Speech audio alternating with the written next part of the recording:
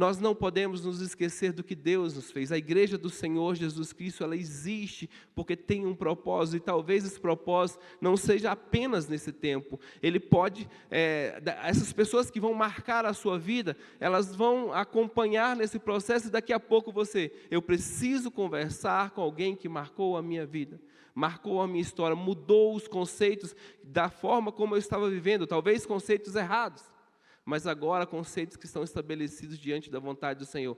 Você geralmente deve ter alguém que, se você hoje estivesse, talvez não esteja presente, não esteja mais vivo, mas se você fosse sentar e contar a sua história, você abaixaria a cabeça e dizer: olha, talvez eu não tenha chegado, eu não esteja fazendo as coisas que você me ensinou. Talvez eu não esteja orando da forma como você me ensinou a orar. Talvez eu não esteja evangelizando da forma como você me ensinou a evangelizar. Nós aprendemos, irmãos, no relacionamento. A igreja do Senhor Jesus Cristo, ela se desenvolve porque uns com os outros vão se fortalecendo. E uma igreja que está unida, uma igreja que tem o seu princípio fundamental, que é servir e glorificar ao nome do Senhor Jesus Cristo, ela quebra todos os paradigmas, ela quebra todas as barreiras e ela avança no propósito do Senhor. Nós iremos passar. Se Jesus não voltar, a nossa geração não vai estar aqui. A outra geração, ela vai ser responsável pela continuidade da palavra do Senhor Jesus Cristo.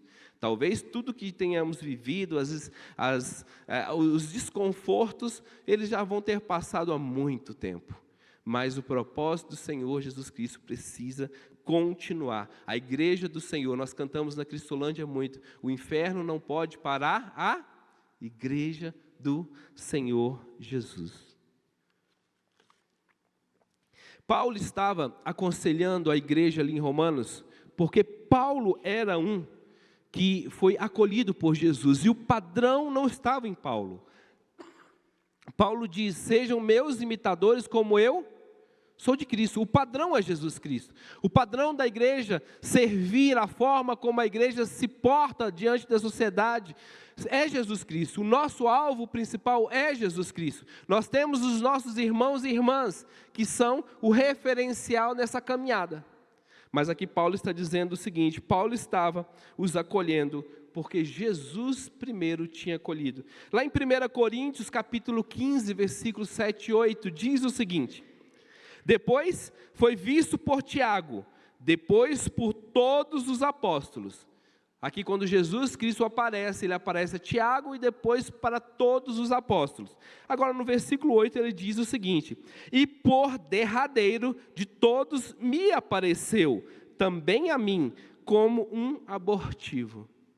Paulo está dizendo o seguinte: talvez eu não sou daquela geração que nasceu no tempo certo, que teve uma experiência com Jesus Cristo, que andou com Jesus Cristo, mas me sinto como um abortivo. Me sinto que talvez ali na rapa da taxa eu tenha tido essa experiência, mas Jesus veio até mim. Jesus me encontrou. Jesus foi ao meu encontro. Então Paulo está orientando essa igreja para que ela tivesse o mesmo proceder, para que ela tivesse o mesmo entendimento, como ele também foi recebido já em um tempo posterior. Agora ele está orientando a igreja para que ela também receba os seus irmãos, para que ela também acolha os seus irmãos, para que ela tenha relacionamentos direcionados pelo Espírito Santo com os seus irmãos. E aqui, se os irmãos observarem em Romanos capítulo 15, o título que alguns autores dão para esse livro é A Imitação de Cristo. Romanos capítulo 15, alguns dos autores eles vão dizer: olha, o título mais apropriado para esse capítulo é A Imitação de Jesus Cristo. Paulo está dizendo: olha, eu fui alcançado, mesmo como um abortivo, o último, mas o Senhor me alcançou. O Senhor veio ao meu encontro. E aqui o padrão que eu quero viver é que se Ele veio ao meu encontro, eu também preciso ir ao encontro daquelas pessoas que estão. Eu preciso acolher as pessoas que estão ao meu redor. Eu preciso viver esse relacionamento. Paulo estava aconselhando porque também Jesus os amou. E nada melhor, eu me veio à mente quando estava preparando, eu estava compartilhando com o pastor essa semana sobre esse texto, sobre família. quando nós observamos a nossa família, como é diferente, como os filhos são diferentes, como os irmãos são diferentes, como os tios são diferentes. Quando nós olhamos reunida a família, uma família grande, como é diferente o pensamento, como é diferente as atitudes, as posições dentro de uma família. Já conseguiu observar como somos diferentes? E aqui, a família que eu quero, então, entender é a família de Marta, a família de Maria e a família de Lázaro. Em João capítulo 11, versículo 5, ele diz o seguinte: e Jesus amava a Marta, Jesus amava a Maria e Jesus amava a Lázaro. Agora, deixa eu entender, então, junto com os irmãos, e isso me chamou muita atenção, quais são as características que Jesus está dizendo. Se eu olhar apenas por indivíduo, se eu olhar pela família, se eu disser o seguinte: Jesus amava essa família, mas Jesus está dando nomes a essas pessoas. E eu observo através dos escritos o que cada característica de pessoa tem. Se eu olhar, quando Deus chama Davi como homem segundo o coração de Deus, eu vou pensar que mesmo com tantos erros e falhas, Davi tinha um coração que se voltava para Deus. Quando eu olho para os profetas, quando Deus chama Moisés de um homem mais manso da face da terra, Deus está dando a característica, a personalidade, Deus está descrevendo como aquela pessoa é. Nós entendemos um pouquinho de como esses homens e mulheres foram no seu tempo, porque as suas personalidades são reveladas para nós. Agora, se eu olhar então para essa família, eu preciso ler então um texto com os irmãos em Lucas capítulo 10, versículo 38, que diz: e aconteceu que, indo eles de caminho, entrou Jesus numa aldeia, e certa mulher por nome Marta o recebeu em sua casa. E tinha esta uma irmã chamada Maria, a qual, assentando-se também aos pés de Jesus, ouvia a sua palavra. Marta, porém, andava distraída em muitos serviços. E, aproximando-se, disse: Senhor, não se te dá que minha irmã me deixe servir só? Dize-lhe que me ajude. Respondeu-lhe Jesus, disse-lhe, e aqui olha só o que ele fala: Marta, Marta, intimidade, conhecimento. Marta, Marta, estás ansiosa e afadigada com muitas coisas, mas uma só é necessária. E Maria escolheu a boa parte, a qual não lhe será tirada. Então, quem era Marta? Se eu posso descrever de uma maneira bem breve, objetiva, e talvez a mais simples que veio à minha mente, é uma mulher ligada no 220. Uma mulher envolvida em todas as áreas. E nós temos essas mulheres, essas personalidades, não estou dizendo só apenas mulheres, mas nós temos esses homens que têm essa mesma personalidade de Marta, que quando você precisa de algo, ele talvez nem consiga dormir, porque ele quer realizar a obra que foi apresentada para ele, para ela. São pessoas que são determinadas, que querem fazer da melhor forma. E aqui o texto nunca me chamou a atenção a talvez denegrir a imagem de Marta, não foi isso que Jesus fez, porque o texto está dizendo que Jesus a amava. Jesus a amava. Então, se nós temos que pensar, e aí eu vou parar e olhar o seguinte: por exemplo, hoje a minha esposa teve uma atitude de Marta. Por exemplo, ela acordou cedo e ela já fez a comida. Quando nós chegarmos em casa, a comida vai estar pronta. Ou seja, ela veio para a igreja, mas ela já deixou as coisas organizadas.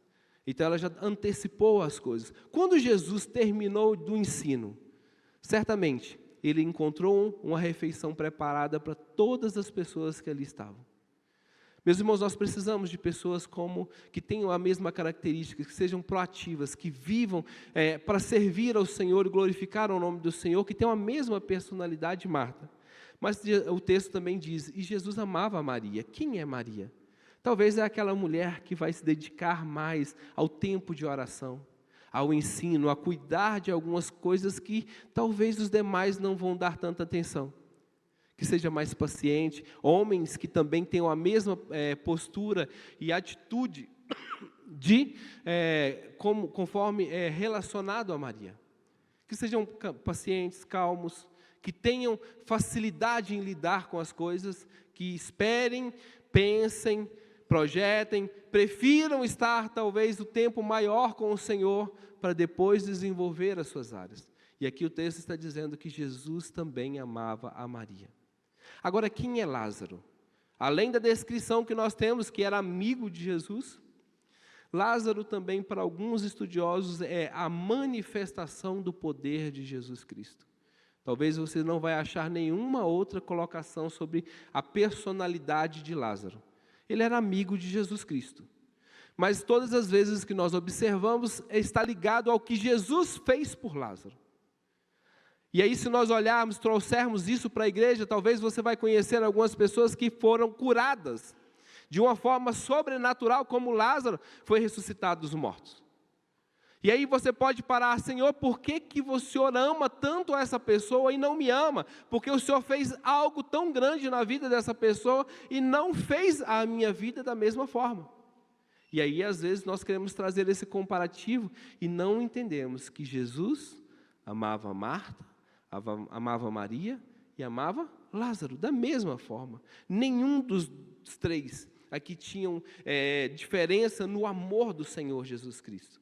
E é isso que eu quero pensar, então, a cada um, Jesus ama individualmente, com as suas personalidades, do jeito que você é, uns aos outros, da forma como Jesus Cristo te planejou, da forma como você é. Você é especial para Deus, porque Deus te criou a sua imagem e a sua semelhança. Nós precisamos honrar, então, o que o Senhor fez por nós. E Jesus trata a família, ou seja, de uma forma especial, um a um. Jesus conduz a cada um de nós a termos nossas experiências com o Senhor Jesus Cristo.